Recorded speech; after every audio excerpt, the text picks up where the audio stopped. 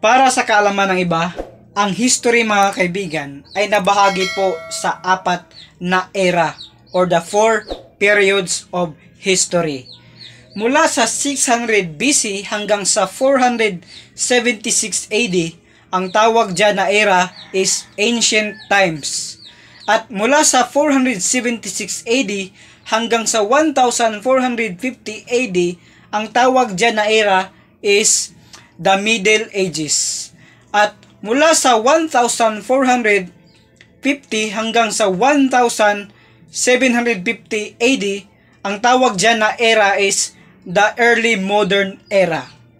At mula sa 1750 AD hanggang sa present or kasalukuyan, ang tawag dyan is Modern Era. So, merong 4 major periods ang history. Ang Ancient Times, ang Middle Ages, ang Early Modern Era, at saka Modern Era. At ang tanong ngayon, ano nga ba ang kaibahan ng BC at saka AD? Ang BC, ang kahulugan niya is Before Christ. Ito ay isang period na kung saan hindi pa ipinanganak ang Panginoong Hesukristo.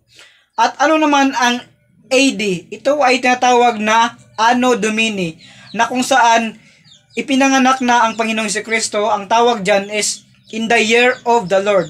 Yan po ang kahulugan ng AD mga kaibigan.